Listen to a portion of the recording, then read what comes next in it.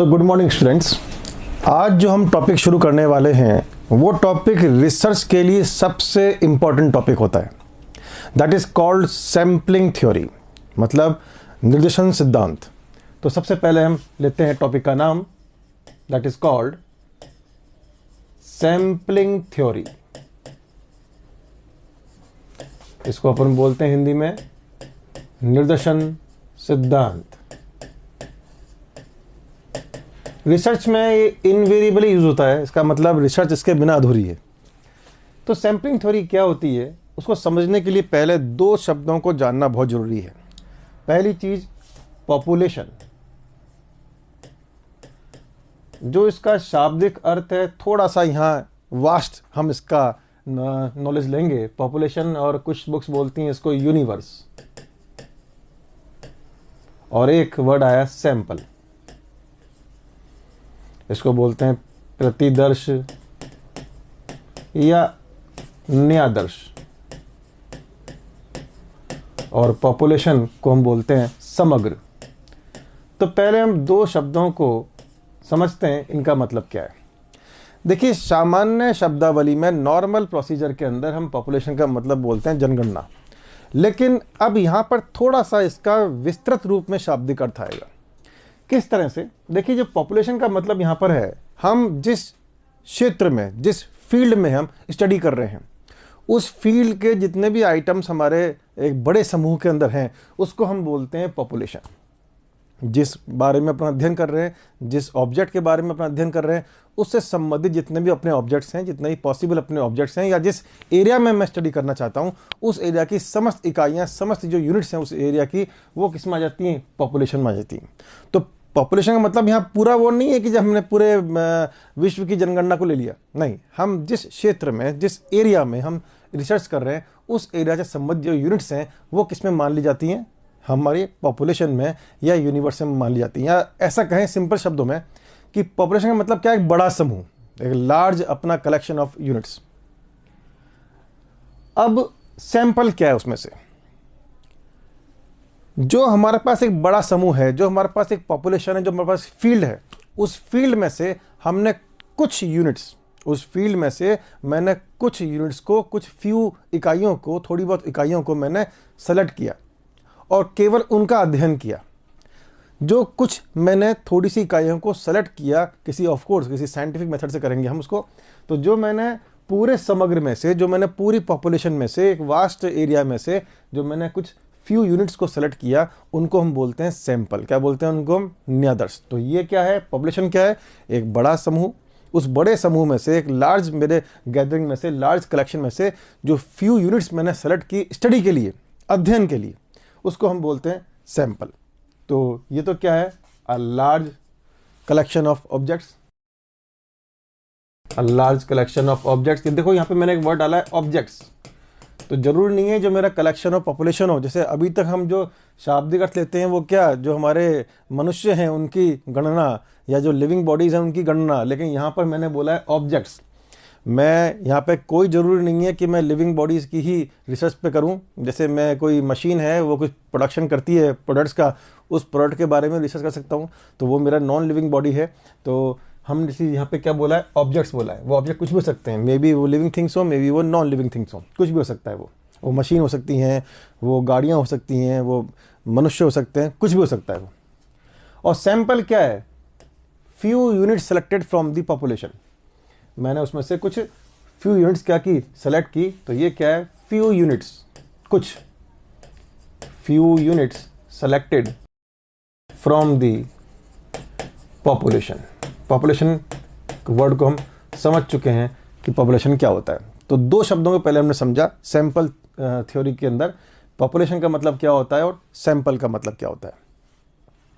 देखिए, सैंपलिंग जो है वो बहुत ही इंपॉर्टेंट, मैंने कहा, इंग्रेडिएंट है रिसर्च का। इवन दैनिक जो जीवन अपना होता है, जो अपनी नॉर्मल लाइफ है, प्रैक्टिकल लाइफ है, उसके अंदर भी सैंपलिंग का हम बहुत इस्तेमाल करते हैं।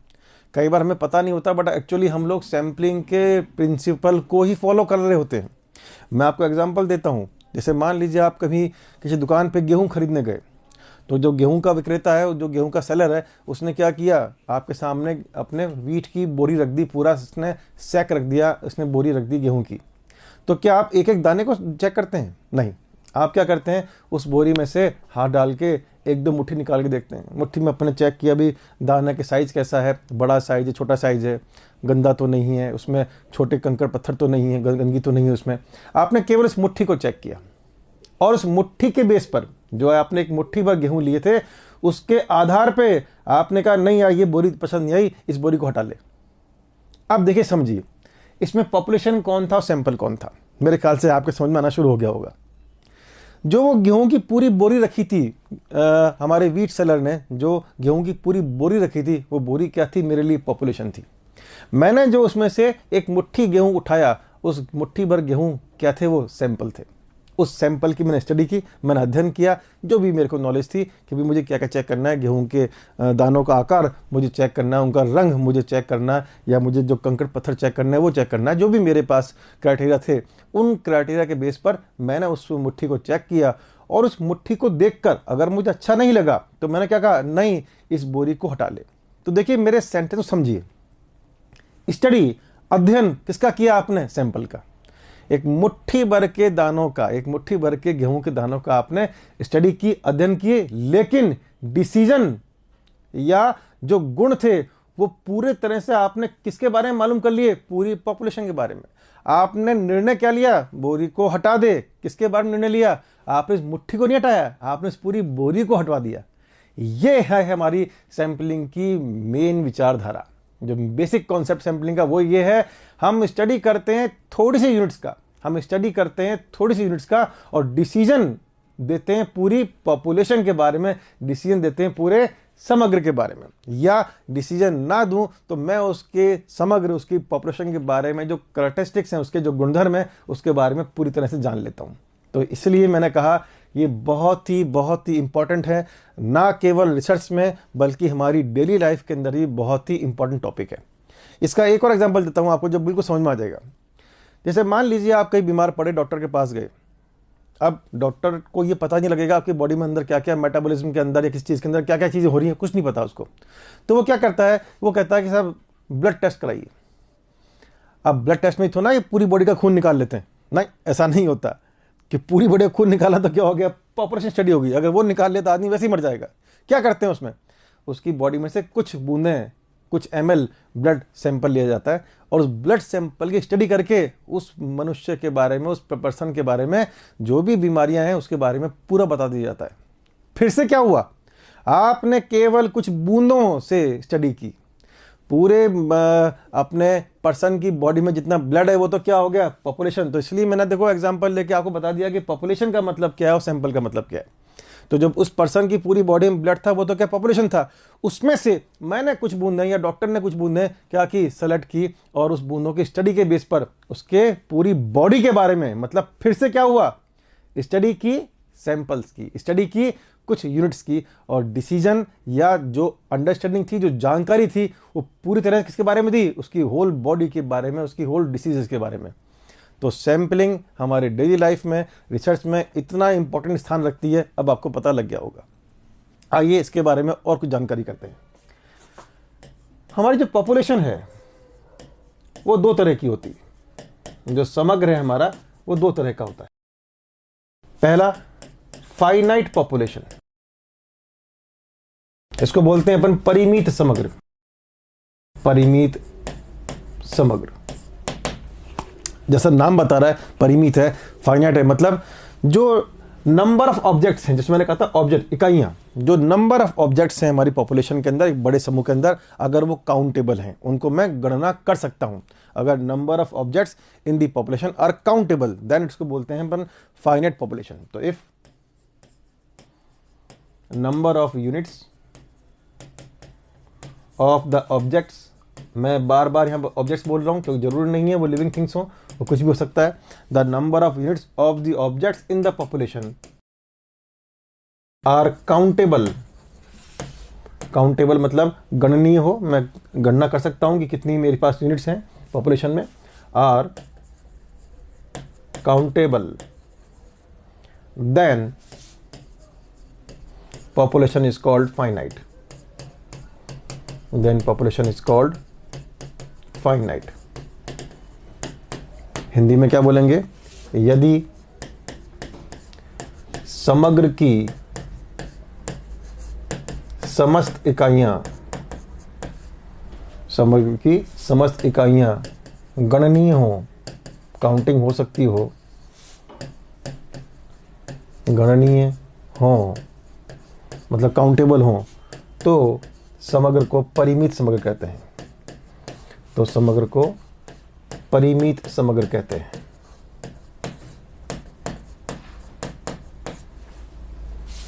अब परिमित समग्र का यानी फाइनाइट पॉपुलेशन का एग्जांपल, जैसे मान लीजिए मैंने कहा number of students in a class, number of students in a school, वो कुछ भी कहते हैं अपन, तो नंबर एग्जांपल के तौर पे ले लेते हैं अपन सिंपल सा example, number of students in a school, ये गणनीय है।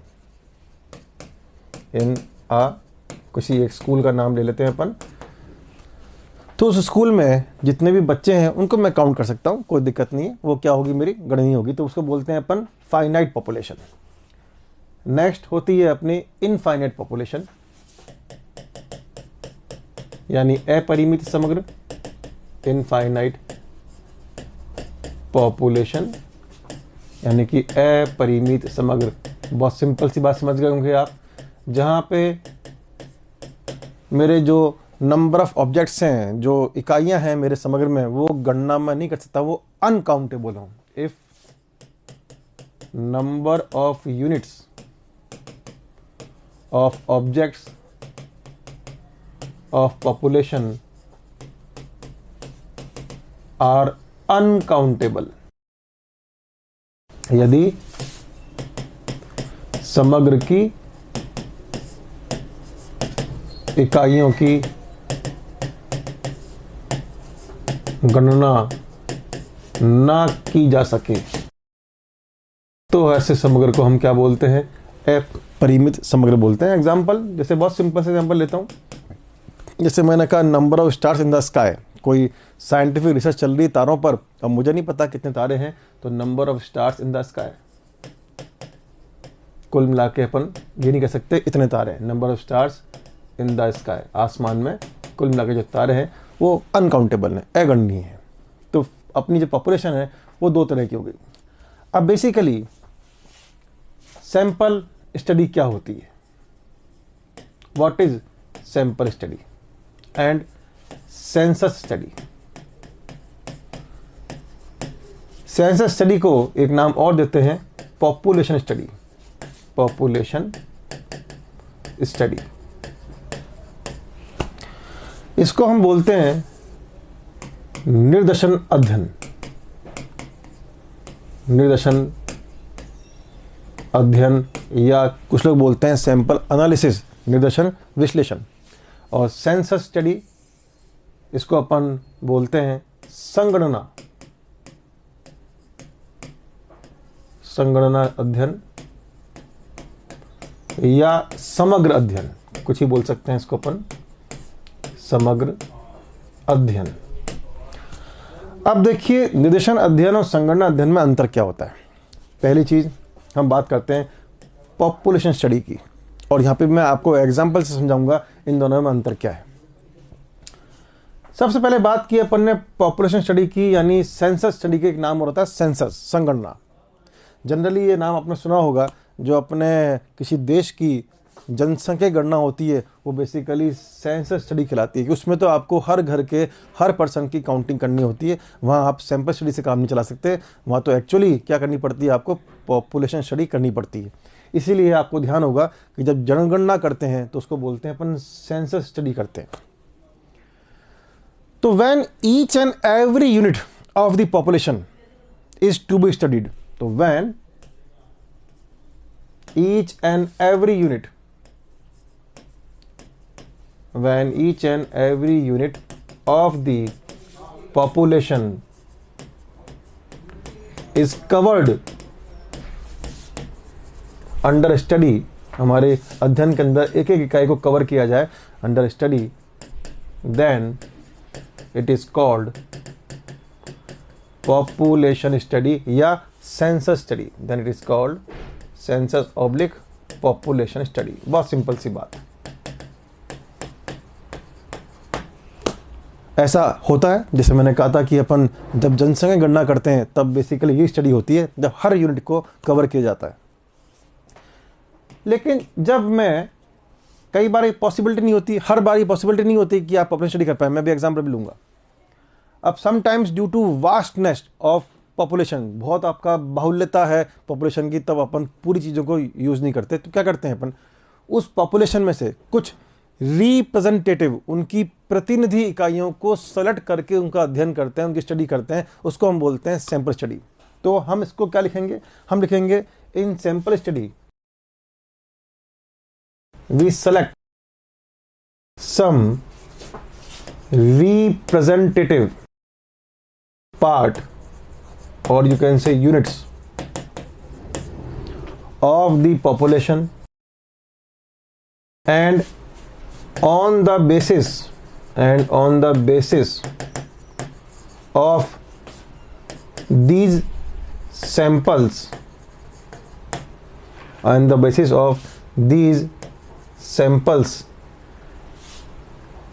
we understand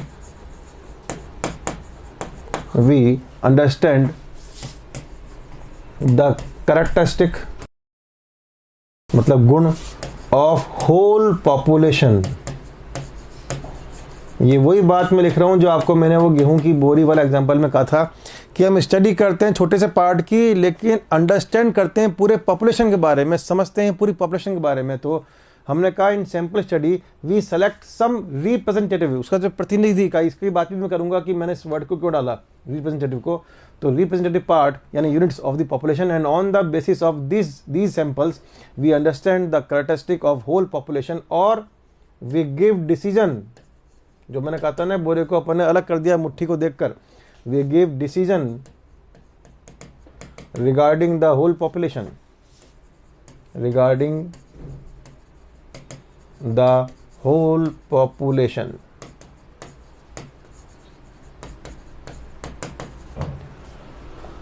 तो इसको हम एक बार हिंदी में बात कर लेते हैं। तो हमने कहा कि जो हमारा समग्र अध्ययन है वो क्या कहलाता है, यदि समग्र की समस्त इकाइयों को, यदि समग्र की समस्त इकाइयों को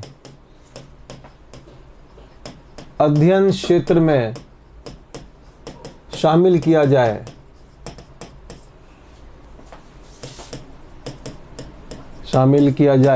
तो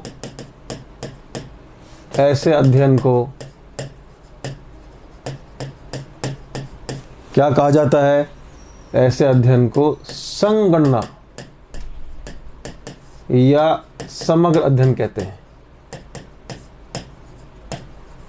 वो बहुत सिंपल चीज़ थी कि जब सारी यूनिट स्टडी करूंगा तो उसको बोलूंगा मैं संगणना अध्ययन या समग्र अध्ययन। यदि समग्र में से कुछ प्रतिनिधि इकाइयों को, समग्र में से कुछ प्रतिनिधि इकाइयों को, समग्र में से कुछ प्रतिनिधि इकाइयों को लेकर उनके अध्ययन के आधार पर, किसके, जो हमने सैंपल्स लिए, जो हमने निर्देशन लिए, न्यायाधीश लिए, तो उन न्यायाधीशों के अध्ययन के आधार पे, उनके अध्ययन के आधार पर पूरे समग्र के गुणधर्म को, पूरे समग्र के गुणधर्मों को समझा जाए, पूरे समग्र के गुणधर्म समझा जाए, या पूरे समग्र के बारे में निर्णय लिया जाए, या पूरे समग्र के बारे में, पूरे समग्र के बारे में निर्णय लिया जाए।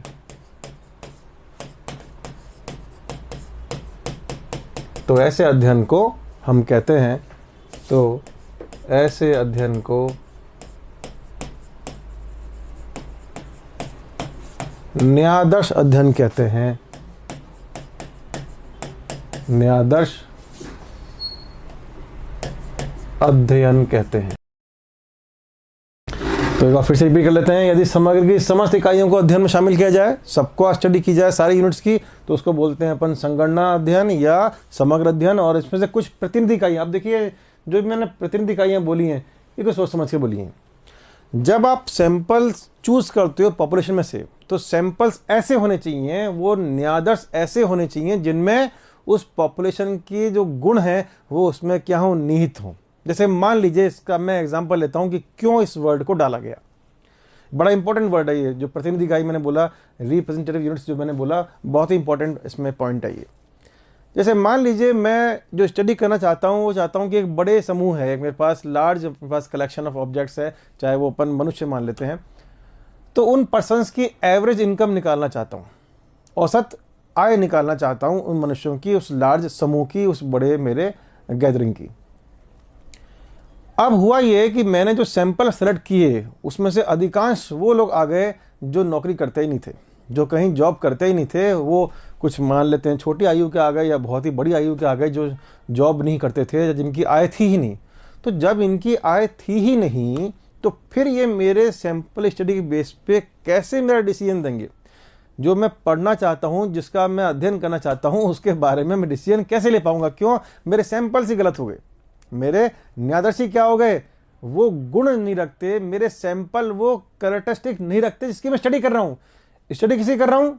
Average income. तो इनकम होनी तो चाहिए। अगर मैं स्टडी कर रहा हूँ एवरेज इनकम की, तो जो यूनिट्स है मेरी, उनकी इनकम तो होनी चाहिए। अगर मेरे सैंपल ही ऐसे आ गए जो इनकम रखते ही नहीं है, तो मैं डिसीजन क्या लूंगा? ये मतलब था रिप्रेजेंटेटिव यूनिट्स, यानी प्रतिनिधि इकाई, कि जिस गुण की, जिस कैरेक्टरिस्टिक की आप स्टडी कर रहे हैं, सैंपल्स के अंदर, उन न्यायाधीशों के अंदर वो गुण, वो कैरेक्टरिस्टिक निहित होना चाहिए, वो उसमें कैरेक्टरिस्टिक 100% इन्वॉल्व होना चाहिए। अगर वो कैरेक्टरिस्टिक उसमें नहीं है, तो मेरी सैंपल स्टडी बेकार है। तो इसलिए इस लाइन को डाला गया, कुछ प्रतिनिधि इकाइयां जो रिप्रेजेंट करें, मतलब जो पूरी पॉपुलेशन के उस गुण को, उस कैरेक्टरिस्टिक को रिप्रेजेंट करें, ऐसी यूनिट्स मुझे लेनी होती है। अब यूनिट्स कैसे लेनी है वो आगे की बात है, कि हमारे पास कुछ इसमें मेथड्स होते हैं, उसके बेस पे हम यूनिट्स लेते हैं। अब एक बार एक कंपैरेटिव स्टडी करते हैं हम दोनों की, सेंसस स्टडी की और किसकी, अपने सैंपल स्टडी की। तो तुलनात्मक अध्ययन करते हैं next upon, comparative study between sample study and census study. दोनों की बात अपन कर चुके हैं, अब इनमें कंपैरिजन करते हैं। तो क्या है ये? निर्देशन अध्ययन तथा समग्र अध्ययन या संगणना अध्ययन, जो इच्छा हो लिख सकते हैं, संगणना अध्ययन की तुलना। तो दोनों तरह की स्टडीज की हम कंपैरिजन करते हैं, तुलना करते हैं। तो देखिए, मैं कुछ पॉइंट्स पे तुलना करूंगा। पहले नंबर 1, स्पीड ऑफ इन्वेस्टिगेशन। मेरे लिखते आप समझ गए होंगे मैं क्या बताने वाला हूं। स्पीड ऑफ इन्वेस्टिगेशन यानी अनुसंधान की गति, अनुसंधान की गति। कई बार क्या होता है कि मुझे कुछ अनुसंधान, कुछ रिसर्च, कुछ इन्वेस्टिगेशन बहुत जल्दी करने पड़ते हैं, क्विकली करने पड़ते हैं। फटाफट मेरे पास कुछ ऐसा कुछ आया कि भी इसके बारे में अभी जानकारी दो। तो ऐसे केस में अगर मैं करूं सेंसस स्टडी, ऐसे केस में अगर मैं करूं संगणना अध्ययन, तब तो नहीं हो पाएगा। क्यों? उसमें तो जो मेरा एरिया है, जो फील्ड ऑफ एरिया है, उसकी मुझे हर यूनिट्स की अलग अलग स्टडी करके और फिर डिसीजन देना पड़ेगा। It takes time. लेकिन अगर वो सैंपल स्टडी है, तो मैं कुछ साइंटिफिक मेथड से, कुछ वैज्ञानिक विधियों द्वारा मैं कुछ सैंपल चूज करूंगा, उनकी स्टडी करके रिजल्ट दे दूंगा, तो उसमें मुझे टाइम कम लगेगा। इसका मतलब ये हुआ कि सेंसस और सैंपल में जो मेन डिफरेंस है वो किसका है? स्पीड का भी है, कि हमारे सैंपल स्टडी बहुत क्विकली, बहुत जल्दी हमारी स्टडी हो जाती है, लेकिन सेंसस स्टडी में टाइम लगता है, वो टाइम कंज्यूमिंग होती है। तो सिंपल बात कर रखते हैं, स्पीड और इन्वेस्टिगेशन में census study takes longer time, short में लिखते हैं takes longer time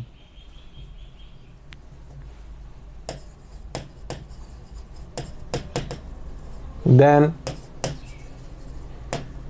sample study. For quick results, अगर आपको बहुत जल्दी रिजल्ट्स चाहिए हो, for quick results we opt for sample study. तो जल्दी आपको रिजल्ट चाहिए हो तो उसमें हमें सैंपल स्टडी की ओर जाना होता है। दूसरा जो बड़ा इंपॉर्टेंट है, कॉस्ट ऑफ इन्वेस्टिगेशन। देखिए, कॉस्ट ऑफ इन्वेस्टिगेशन के अंदर दो बातें हैं। अनुसंधान की लागत, थोड़ा समझना इस बात को। अनुसंधान की लागत, कुछ लिखूंगा अभी इसके अंदर असली में, वहां तो बहुत सिंपल रखा मैंने, क्योंकि दिख भी रहा था कि speed of course sample study में कम लगेगी, तो मैंने बिल्कुल सिंपल खत्म कर दिया। इसके बारे में बाद में कुछ लिखूंगा, पहले समझा देता हूं। तो कॉस्ट ऑफ इन्वेस्टिगेशन, अनुसंधान की लागत। अब देखिए, दो बातें करते हैं। सपोज मैं बात करूं प्रति इकाई लागत की, कॉस्ट ऑफ पर unit, cost of per unit of study, एक इकाई की स्टडी में लगने वाली लागत। तो अगर मैं कॉस्ट पर यूनिट की बात करता हूं तो सैंपल स्टडी महंगी पड़ती है, किसके मुकाबले? सेंसस स्टडी के मुकाबले। किसकी बात की मैंने? Cost of investigation per unit, प्रति इकाई के अनुसंधान की लागत। ऐसे केस में तो 100% सैंपल स्टडी आपकी कॉस्टली होगी, महंगी होगी, किसके कंपैरिजन में? सेंसस स्टडी के बारे में।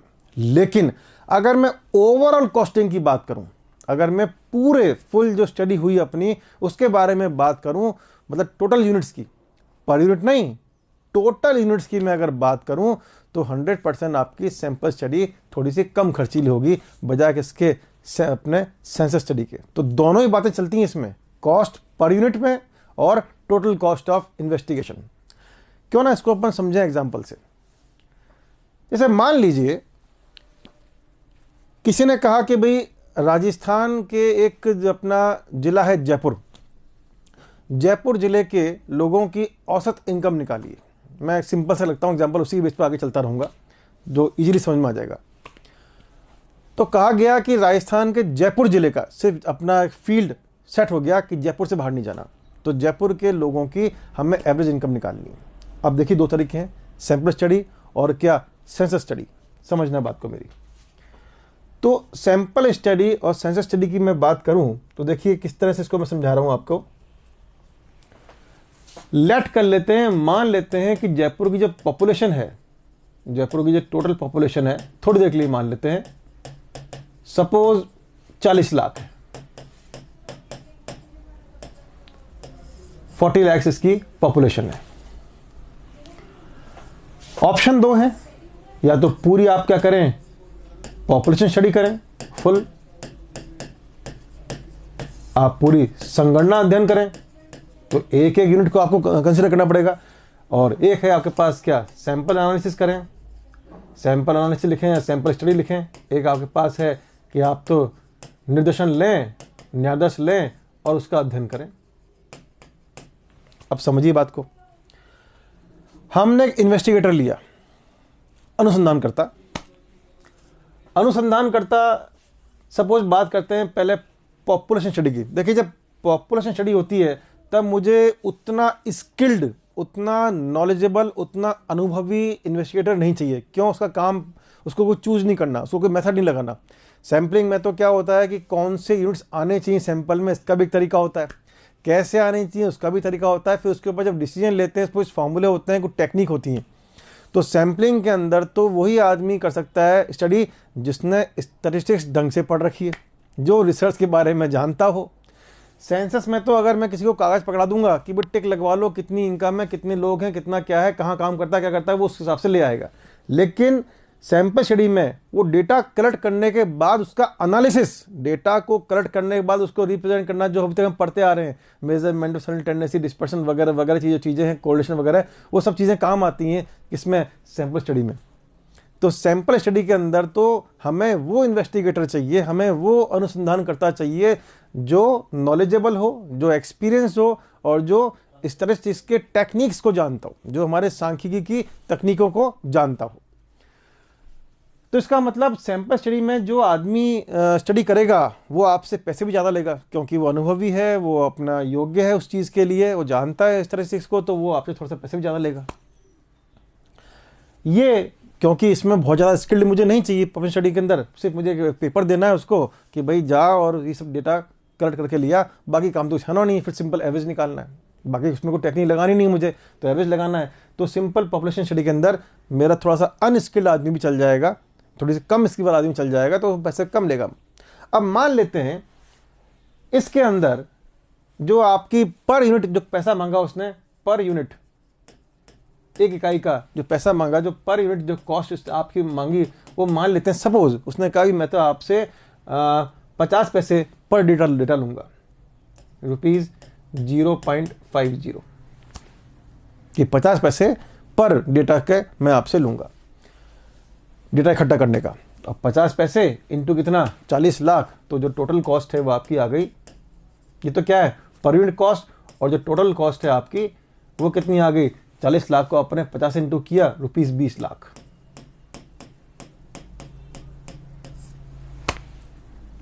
ये आपके सामने पब्लिक स्टडी का एक एग्जांपल कि पर यूनिट कॉस्ट उसने मांगी 0.50, तो एक इकाई की स्टडी की कॉस्ट आ रही है 50 पैसे, और टोटल कॉस्ट कितनी आ रही है, 20 लाख, क्योंकि सारा करना पड़ रहा है। अब यहां आते हैं सैंपल स्टडी, आदमी नॉलेजेबल, आदमी एक्सपीरियंस चाहिए, और जो टेक्निक्स को जानता हो स्टैटिस्टिक्स की, इसका मतलब पैसे आपसे ज़्यादा चार्ज करेगा।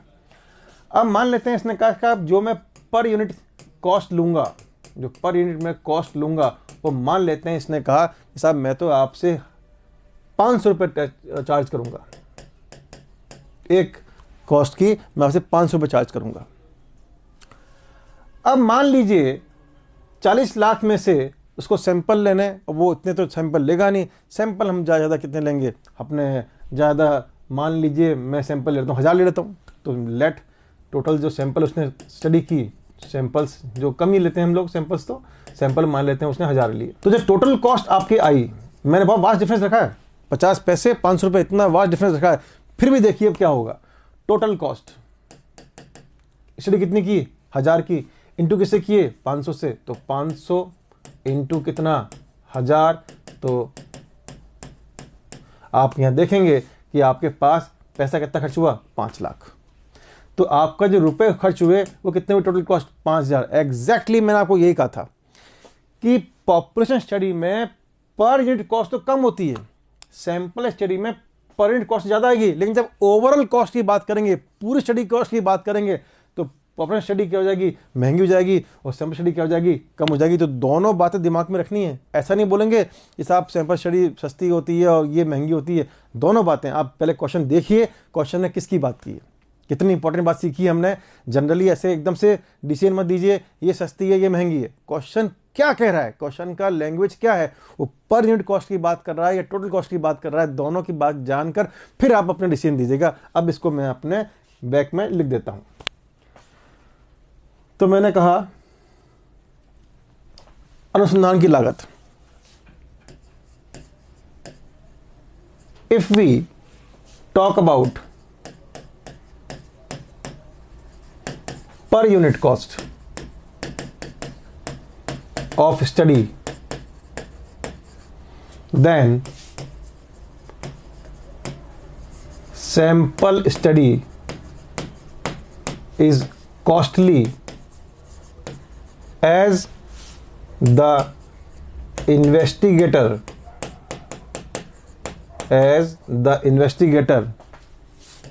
is trained and skilled person.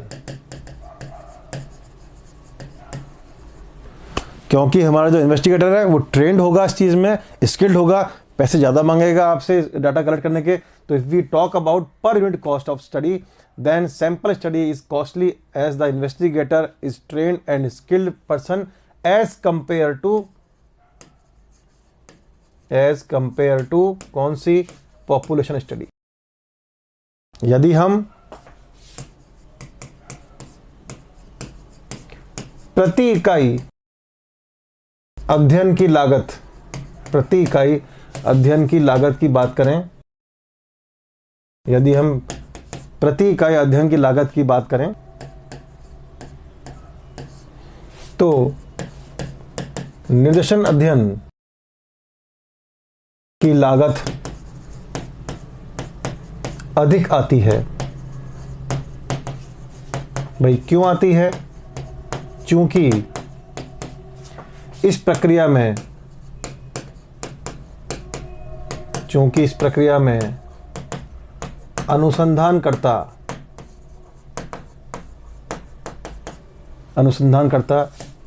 अधिक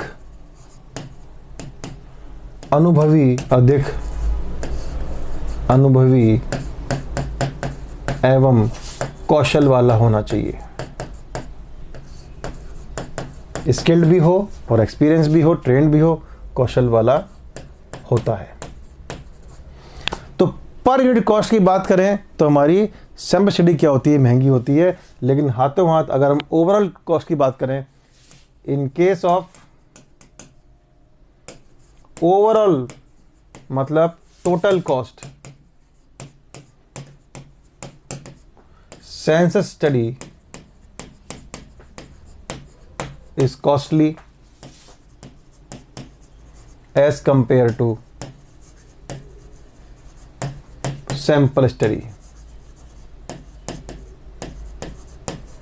यदि अनुसंधान की कुल लागत की बात करें, यदि अनुसंधान की कुल लागत की बात करें तो हमारी जो सेंसस स्टडी है तो संगणना विधि की लागत सामान्यतः अधिक हो जाती है। हम एक वर्ड लिख रहे हैं सामान्यतः, जनरली सामान्यतः अधिक हो जाती है, क्योंकि साफ दिख भी रहा है कि सैंपल स्टडी वाले को कम सैंपल्स की स्टडी करनी पड़ रही है, सैंपलिंग वाले को कम की स्टडी करनी पड़ रही है, तो ओवरऑल कॉस्ट तो कम हो जाएगी, तो सामान्यतः अधिक हो जाती है। तो ये हमने कॉस्ट की बात की। अब हम बात करते हैं थर्ड चीज़ की, जिसको अपन बोलते हैं, मैंने अभी स्पीड की बात की, मैंने अभी एक्यूरेसी की बात की, अब बात करते हैं रिलायबिलिटी की,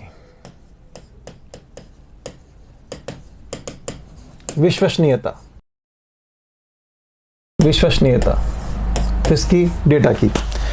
ये सिंपल था समझना। देखिए क्या होता है, जब अपन सैंपल स्टडी करते हैं तो जो हमारा इन्वेस्टिगेटर होता है, जब मैंने कहा कि वो क्या होता है, इन्वेस्टिगेटर हमारा ट्रेंड होता है, हमारा इन्वेस्टिगेटर एक्सपीरियंस होता है और मॉडर्न टेक्निक्स को यूज़ करता है।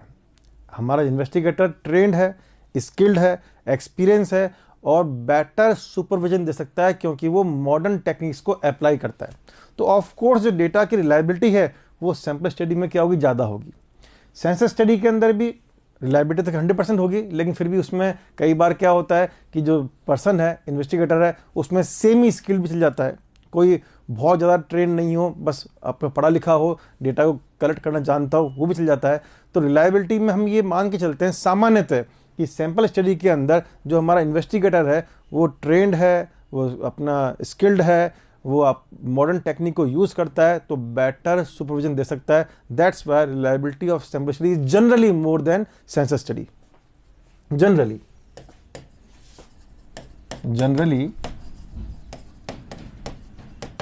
reliability of data in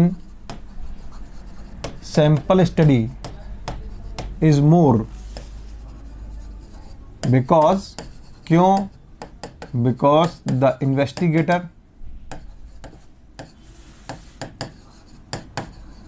in sample study is trained, skilled and provides better supervision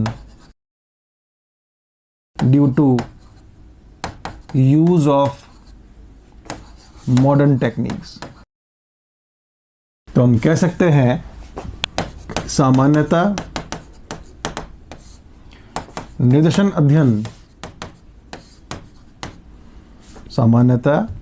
निर्देशन अध्ययन समंकों की विश्वसनीयता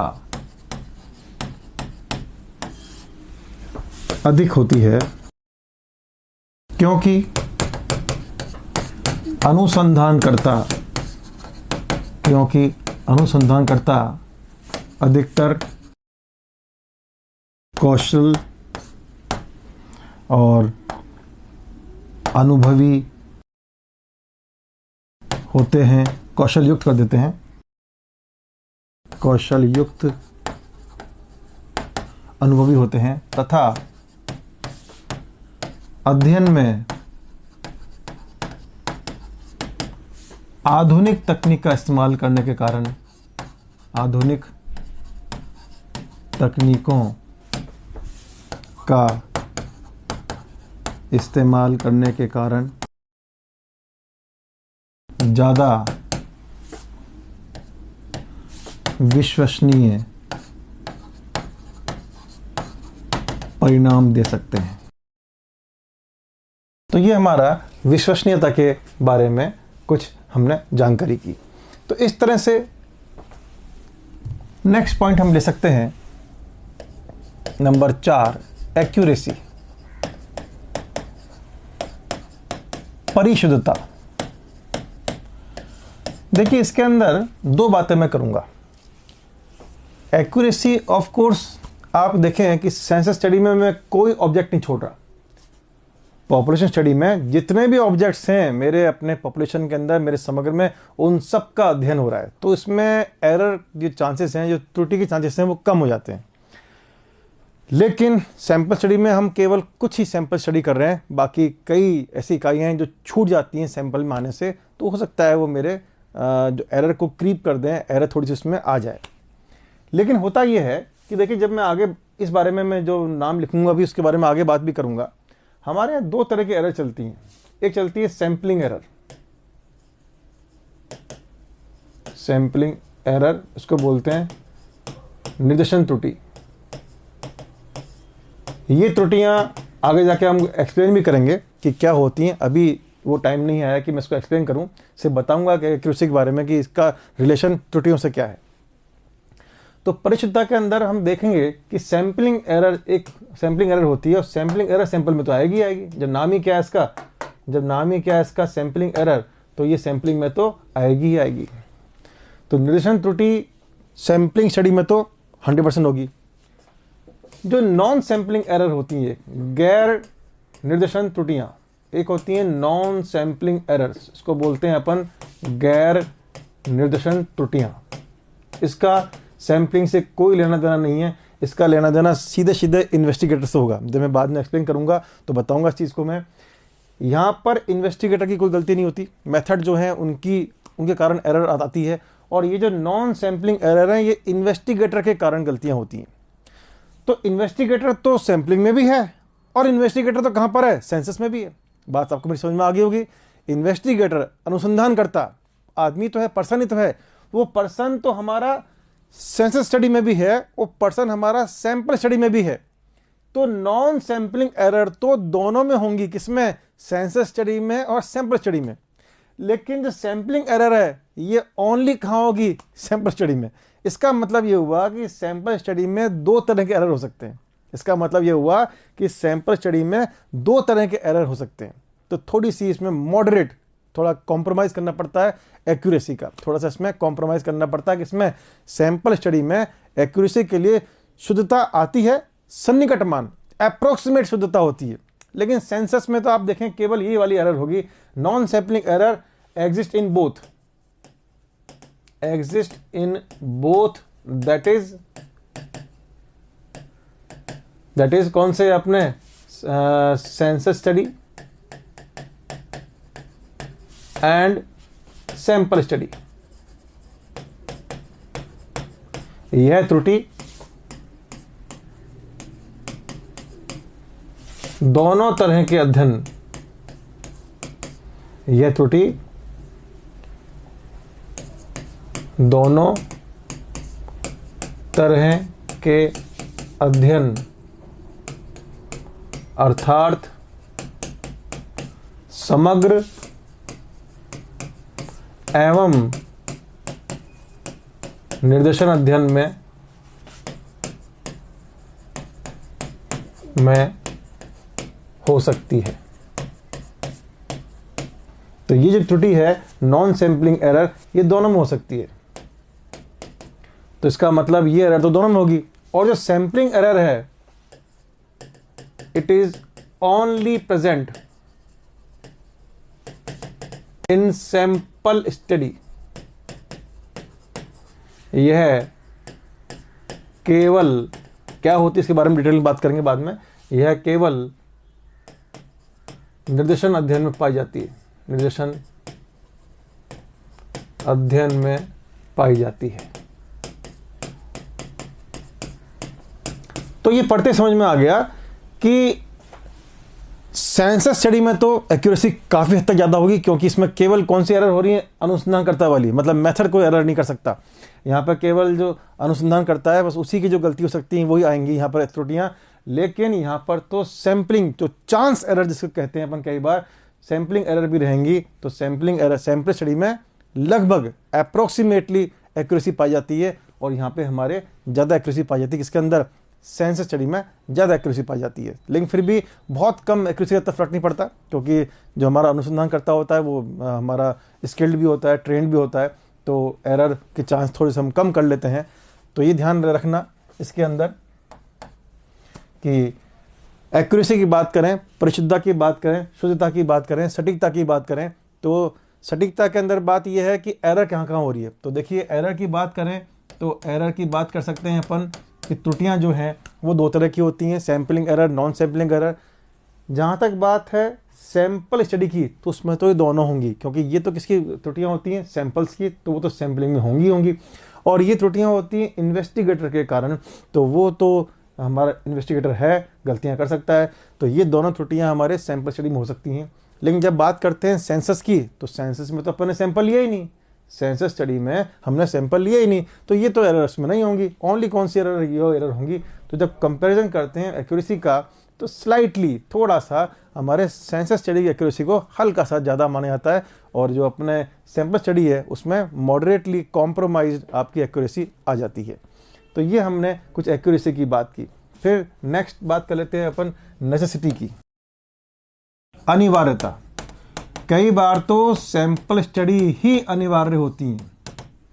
इसका एग्जांपल आपको मैं दे देता हूँ, आप पढ़ते होंगे, जैसे कार की टेस्टिंग होती है, इम्पैक्ट टेस्टिंग। जब कार को डिज़ाइन करते हैं तो लास्ट में उसकी इम्पैक्ट टेस्टिंग होती है कि एक्सीडेंट का कितना इम्पैक्ट झेल सकता है। तो कार को किसी एक वॉल से क्रश कराया जाता है, एक्सीडेंट कराया जाता है, और इम्पैक्ट टेस्ट नापा जाता है। तो ऐसे में जितनी मैं कारें बनाई उन सबका मैंने क्रश टेस्टिंग कर दी, तो प्रोडक्शन तो पूरा जीरो हो गया। आपको मेरी बात समझ में आ गई कि क्यों लिखा है मैंने नेसेसिटी, अनिवार्यता।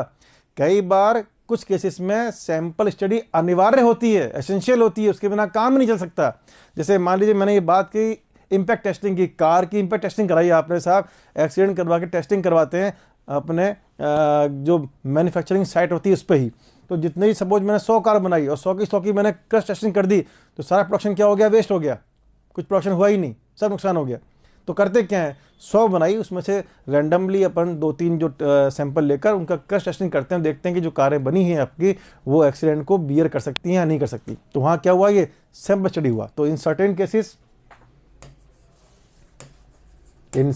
Cases sample study is must. Sample study is the only solution for the study. अध्ययन के लिए सैंपल स्टडी एकमात्र हल होता है। फॉर एग्जाम्पल के लिए इन डिस्ट्रक्टिव टेस्टिंग, जब अपन किसी आइटम को तोड़ देते हैं, नष्ट कर देते हैं, in destructive testing of items in industries, खास तौर से इंडस्ट्रीज के अंदर कई जगह हम डिस्ट्रक्टिव टेस्टिंग करते हैं। इसका मतलब होता है कि उत्पाद को नष्ट कर देना, उत्पाद को नष्ट करना। डिस्ट्रक्टिव मतलब नष्ट कर देना। तो अगर मैं सारे उत्पाद नष्ट कर दूंगा तो फिर मेरा उत्पाद हुआ ही क्या? सारा उत्पाद मेरा वेस्ट हो गया। तो उस केस में हम क्या करते हैं, कुछ सैंपल लेते हैं। एग्जाम्पल और लेता हूँ, एग्जाम्पल के तौर पे इम्पैक्ट टेस्टिंग ऑफ कार या crush testing of cars. Impact testing और क्रश टेस्टिंग ऑफ कार्स। तो सारी कार्स का ही मैं एक्सीडेंट करवा दूंगा तो फिर मेरा प्रोडक्शन बचा ही क्या। तो ये हमने कुछ तुलना की कि सैंपल स्टडी और सेंस स्टडी में किन किन पॉइंट्स पे हम कंपेयर कर सकते हैं और कौन किससे ज़्यादा बेटर माना जा सकता है।